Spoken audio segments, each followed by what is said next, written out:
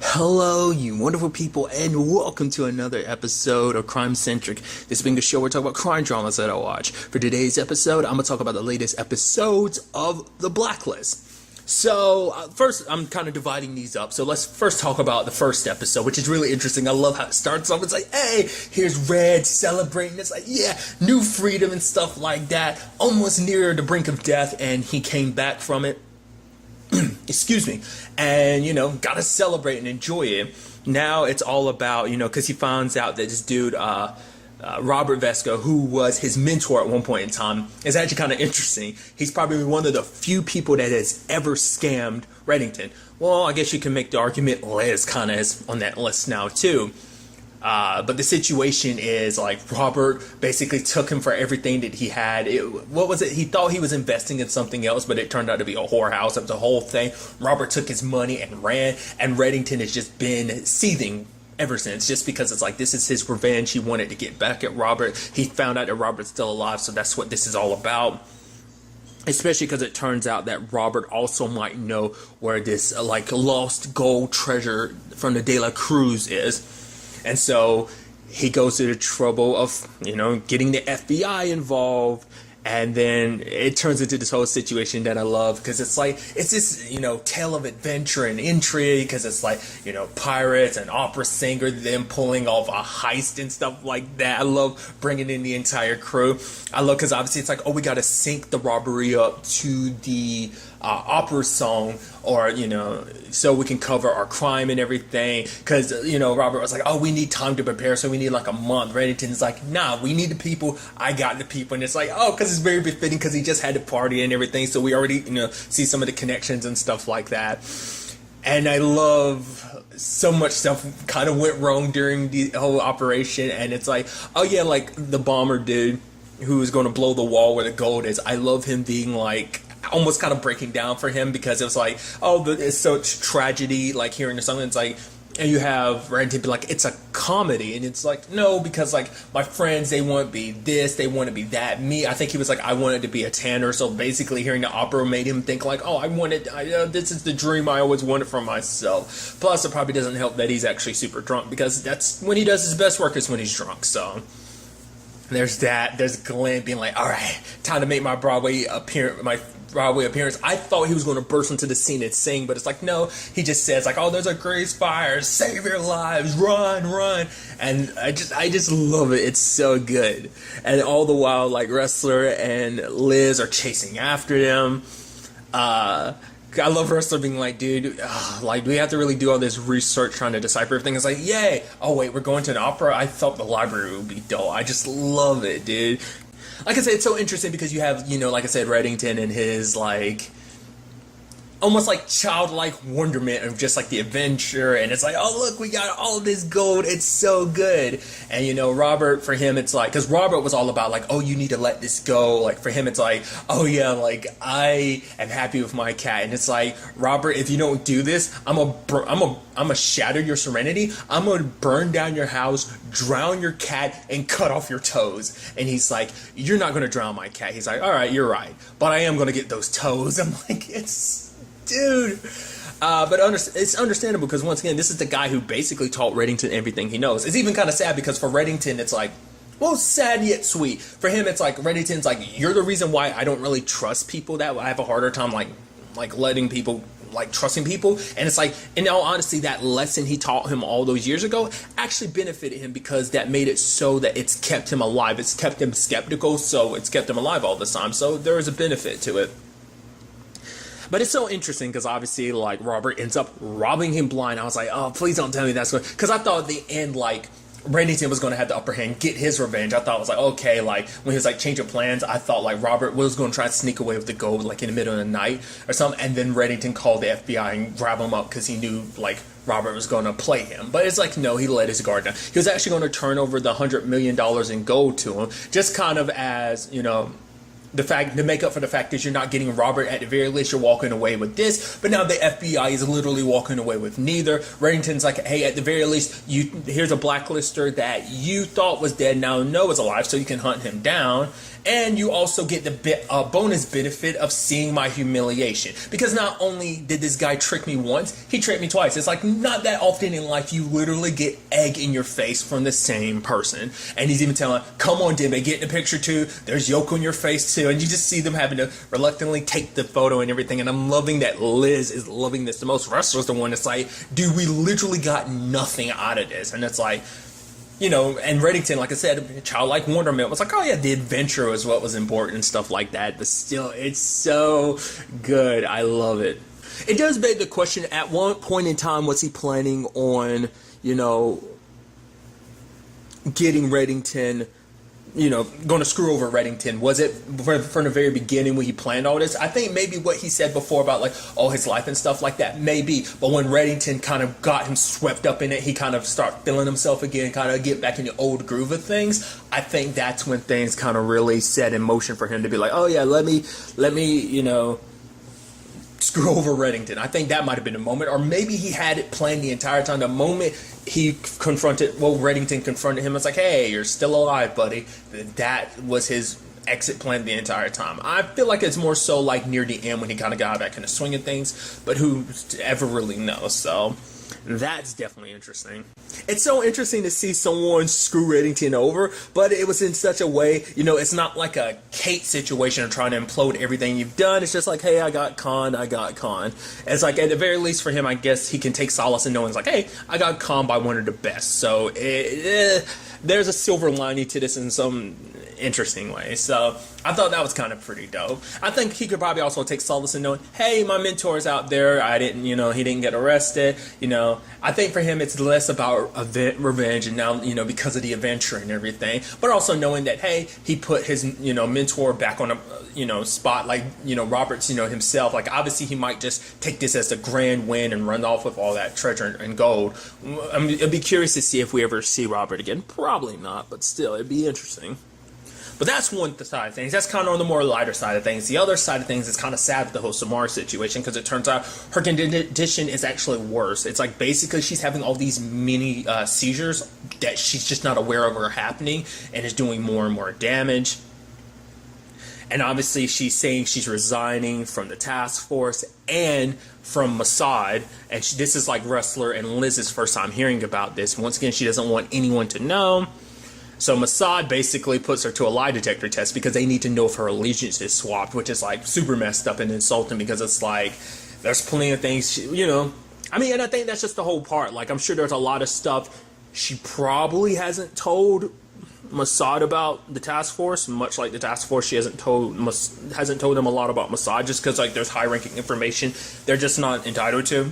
So that's the whole thing. I mean, that's the whole position she's in, with the whole being like a liaison in the position that she's in. But nevertheless, Levi basically is questioning her. Like, she basically brings up the lie of being pregnant, and I was like, wait, is that true then? I was like, because Levi was like, oh yeah, there's some dishonesty in what she said. It's because I think Levi probably thought other parts of her explanation. It probably wasn't for the superiors. It was probably just for Levi, probably because he was like, yeah, there was some deception here, but they probably didn't realize about the pregnancy. That kind of shows you how good of a liar Samara is. So she was able to fool a polygraph into thinking that that was the truth, and some other bits were a lie. That's interesting, because it sounded like, at least from the chunk we heard, it seemed like she was very truthful and honest and stuff like that. So she kind of had to.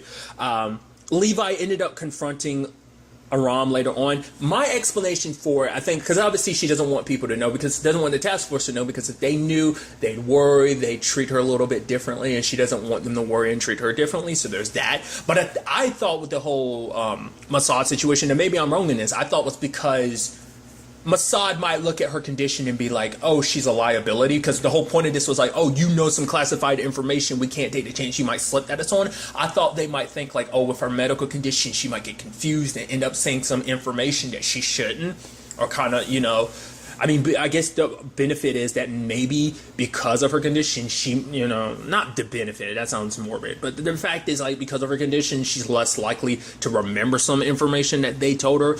But then it might be a thing of, like, you might forget who you're supposed to tell and who you're not supposed to tell. That might be, you know, so I kind of felt like that's why she didn't say anything, because it would have put a target on her back, because Mossad would have been like, oh, she's a liability, we need to take care of her. I mean, but that was the whole reason why Levi was like, yeah, we need to know the truth, because that's the way Mossad might look at it, especially they see deception. And then, Aram ends up telling him about her condition. It's like, yeah, that will satisfy the higher ups. I hope it will. I hope that doesn't come back to bite her in some shape or form.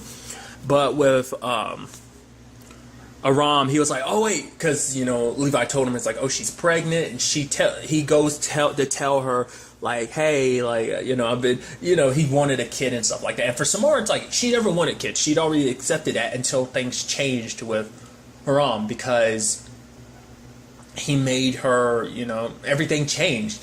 But now for her, it's like she doesn't want to have kids. It's because of her condition. I think she thinks, like, I can't really raise a kid with my condition, like, with my mind being the way it is, too. It's just, she can't take any chances like that with her condition and stuff. And, it means that they can never have kids. At least that's the decision she's made. And for her, it's like, I want you to have more. I don't want to hold you back. I don't want you to have regrets about everything. So she kind of calls off the engagement in that regard. But Aram being like, the fact of the matter is, because he loves her so much, that it's like, at the very least, it's like, even if our future doesn't have kids, I still have this love of ours with you, and it's like, that will keep me going, essentially. And I thought that was kind of sweet. And it's like, giving her the ring back and saying, promise me that you're going to do whatever it takes to get better. She's like, I am. And it was celebrating like that. It's beautiful. I love also him being like, oh yeah, you're tall. And she's like, what? He's like, when Cooper first brought you here, I thought, hey, you're tall, because like it was what he said, because he was stunned by how beautiful she is. And so I thought that was kind of sweet. And even being at the end, like as she was walking out the room, it's like, you're tall. And it's like, dude, it's so adorable and amazing. I also I wonder, will that come up in any shape or form, because it's like, how many, like, fake IDs do you have? And she was basically like 4. He's like, okay, I'm gonna have to learn all these different identities, in case, I guess, like, they ever go on a run and stuff like that, and he's got to track her down or something later on. I thought that was kind of interesting. It's a little detail that I'm curious, are they going to bring that back in any shape or form? So like I said, the episode had, its fun side and everything, but it also had kind of like its sad yet sweet and somber side as well, so I thought that was kind of a nice combination, especially with the Samara situation. I hope her situation does get better. It's going to be a struggle, like, especially because they're not letting anyone know. But I get the feeling like when the time comes, Haram is probably going to tell them, just so, because they are a family, so they got to know what's going on with everybody, so. But ultimately, we'll have to wait and see on that. And obviously, this is the end of my discussion for the first episode, and next up will be my discussion for the next episode. And now, obviously moving into the next episode, which is ironic considering all the stuff I said before, and just now having seen the episode now, it's like, okay, so obviously it's building off everything that went down last episode. I figured as much. Like, the moment the Osterman company got introduced and stuff like that, it's like, oh, basically that these different organizations use it to assassinate their own people. I was like, this is about Samar. Mossad hasn't let her go, have they? Because, and as I thought, her condition makes it so that she's a liability, because she won't remember she's supposed to keep servicing. Because I was thinking, I'm assuming, and I think it kind of goes to the point I was also bringing up, I don't think she failed the lie detector test. That's why only Levi went to Haram. It was because he knew she was lying about something, and that's why he pushed so hard.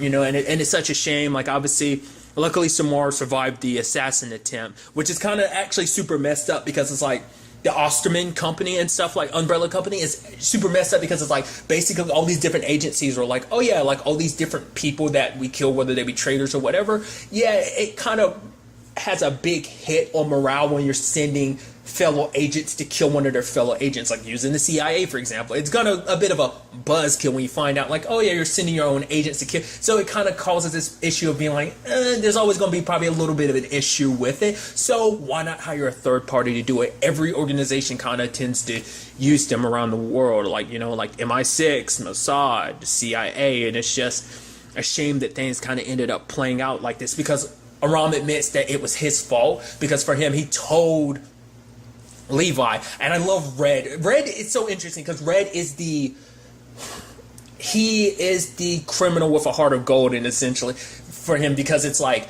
you sent them after Samar. The fact of the matter is, if she dies, you die. And it's just, for him, it's like a situation of, because it ends up being a conversation later on. He's like, that's why he doesn't like company. He's like, the thing about company men, they always follow the rules. And the more and more they become a company man, the more they follow the rules. They stop focusing on like, oh, whether this is ethical or even this is the best route. It's like, these are the rules, we follow it, and that's the type of, and I think Reddington, that's why Reddington's kind of got this like anti-establishment aspect to him, because he realizes how governments condition people like that. Because it's like, Samara was a friend, an ally of yours, she would never turn her back. And it's like, of course she'd never betray us intentionally, but because of her condition, she's a liability and all of that, And to me, what broke my heart the most is what Reddington had said. It was like, the fact is, what makes this more egregious is not only are you doing this to Samar, you screwed everything up with Haram. You basically forced him to betray the woman he loves, and for the rest of his life, he's going to blame himself for being like, that's why they're on the run, that's why they can't have the happily ever after that they deserved, that they were going to have, was because of him, and that guilt is going to eat him away. And it's like, you put him in that situation because it's like, I was just doing my job. And Reddington's like, that's the problem with all of this. That, yeah, if Samar was in your situation, she probably would have done the same. But the thing is, she's a good woman. She's a good person. She would never betray anyone. And you put her in this position. And Reddington is like, I guess I'm doing what I've got to do. I'm doing my job as well. It ends up killing Levi as retribution. Like, because Samar is important to them. They're all important to him because on top of them just being important to him, they've kind of protected him. They've done everything for him. On top of that, once again, he brought it up before, how important they are to Liz. They're this foundation that Liz has built. And for him, it's like, if anything ever happens to me, I know you're good because they're there for you. This family you've crafted, this family you've found, And it's sad because Cooper, just like he was trying to do with Reddington, he's doing everything he can to try and talk to people. He talks to Hobbs, which Reddington goes to talk to him. He tries to talk to Mossad, but Mossad doesn't want to help. They're like, oh, help us with the Levi thing. It's like, and I love Cooper's response, basically like, oh, the FBI can't help out because Mossad won't help out with this situation either. They could have done something. Maybe there really wasn't anything they could have done, but it still sucks because for it's like they were literally just planning the rest of their lives together, and things came down to this, and it's like, it's like, no, you don't go anywhere without me. We're in this together. Stop saying like there's any other way. We're in this together. I'm with you 100%. But obviously, Samar, you could tell in her face of being like, I love you, but I don't want you mixed up in this because it's like they're only coming after me. I can't ask you to abandon your entire life. But the thing is, Aram would have gladly done it because he loved her that much. And Samar knows that, and that's why she didn't want him to make that choice. And that's just legitimately broke my heart because it's like they're the couple you've always been kind of aiming for, especially after last episode, after that moment, just to kind of be torn apart. Like it makes because I figured there'd be some next steps, but I figured like, oh, maybe like, because like I said, I knew like Mossad would probably be coming after. I thought that'd be something maybe later on in the future. So probably it's even more heartbreaking having said what I said last episode, well, during the first recording, and now this, it just makes it even more heartbreaking because it's like, oh, they were planning their lives together. We might not be able to have kids, but at the very least we'll have each other. And it's like now they don't even have each other, to the point like, to the thing is, Samara's on her own, and Haram is always going to worry because it's like, it's my fault that this has happened, that we got separated, but on top of that, I won't be there for you when things get tough. Like, you should be, being looked after to, he wants to be there for her. For him, it's like, the fact that she keeps asking why I'm willing to do this is because I love her. It's as simple as that. And for Liz, she responds being like, when it's all said and done, for a lot of people, it isn't that simple, And it's just a shame that it came down to this. And what's even sadder is like the whole situation with Aram being pissed at Reddington because Reddington made this choice, and he ends up punching Reddington, which Reddington was like, no, it's okay, like I understand why he did what he did, he has a right to be pissed. And Aram is like, I will never forgive you for this, which Aram has always been the biggest advocate for Reddington. To have him this pissed at Reddington speaks volumes of like what this is, because for him it feels like a betrayal. But the sad thing is, like, Reddington didn't have much of a choice. He's trying to respect Samar's wishes. It's not like he's like, I tried to talk her out of this. I didn't want her to do this because being separated by the people you love, it's not good, because I think, Reddington probably feels the same way just because he was in the same situation with Katerina. Like, she was probably hunted by the Osterman umbrella company as well, and for him, that's why this case was so personal, because assassins were sent after her because of her betrayal and everything. That's the thing about spies. When they get burned, it's either they get killed or they get captured, and that world always ends with spies getting burned, and it's such a shame. And you can see the weight of it on Reddington's face, of like he feels bad because he feels like he let Aram down, but it's like he's stuck between a rock and a hard place. Does he disregard what Samara wanted, because this is what she wanted, and like he understands like the sacrifice that's necessary to protect the people that you love, and who knows, maybe one day Aram will forgive him. Maybe Reddington will later on help him find Samara when it's all said and done. Like I think going forward, we might see Reddington trying to dismantle everything and make it so that no one ever goes after Samara again, so that way Aram can be with her. Maybe, but it's going to be a tough road because, Aram's probably going to need time away, but he's probably going to throw himself in his work. And the fact of the matter is, he's probably not going to want to help Reddington, even though he's done so much to help Reddington. Because the thing for Aram, too, it's like being at work is just going to be a constant reminder of Samara not being there. For him, it's like literally being a part of this team saved him and Samara's life. It even helped bring them together, and that's what he was so thankful for. And it's just sad that things played out this way, just kind of like how everything was made. Like, killing Levi doesn't change the situation. I doubt it even made Reddington feel better. It probably made him feel a little bit better. It's not like it's going to make Aram feel any better, but still, it's just a shame that he felt the need to like push Aram to make him feel like, oh no, like you got to do this to protect the person that you love, when in actuality he ended up damning the woman he loves, and it's such a sad situation. And what breaks your heart even more too, this episode literally broke my heart. I was like kind of like welling up a little bit, tears and everything. Like, you get that burning feeling in your nose when you're about to like tear up and shit. It sucks because like for Samara, it's like you never see her like that, like broken up like that. That's how much this hit her, and obviously like shows you just how much she loves Aram, and just like you never see Samara like that, and to see her like that, it sucks that, and she's like, even when I'm potentially forgetting everything, I will never forget you. I will always hold on to you. And it's just, I don't know what to say other than that. It's sad. It just sucks that things played out this way. I hope that things I'm not just going to hope. I know that things will work out some shape or form, whether it's just going to be on Reddington's part, whether it's going to be on Aram's part, maybe it's going to be a combination of two. Because I think Reddington is going to try and set things right, maybe. But maybe for him, it's like the way the world is set up, there is no right in the situation. The world just screws people over, tears them apart. Because like I said, I figured this was all the reason why I knew Samara lied about her condition and stuff like that. And it just sucks that Levi kind of ended up pushing it to this point. It's kind of interesting because I think this kind of relates to Reddington, because obviously like he's taking medication, because obviously he's sick. That's something we haven't cut back to in a couple episodes, but it seems like obviously he's hiding that from Liz as well. So it's like, oh, she's like, you're on a health kick, and he's like, yeah, sure, but obviously hiding something there, because I think he could also understand, Samara's position in another regard of being sick too, and keeping that from the people you love and care about, so they won't have to worry about you.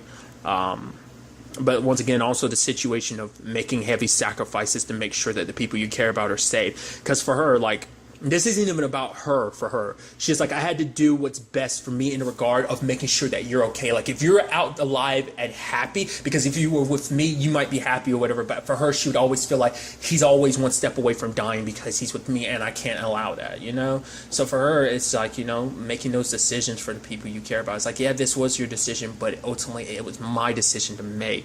I couldn't let you come with me, and it's such a shame that things kind of turned out this way. Like I said, it's a bummer of an episode. It's sweet and beautiful. I just made all that point about like, oh, everything being like sweet and somber, and it's sweet, but it's mainly somber. There's no like silver lining to this situation. It just sucks all around. So I'm very interested to see where the next episode takes us with all of this. But really, that's all I want to talk about. Till the next time we meet, be happy, be safe, live life to the fullest, and enjoy it. Good day and goodbye.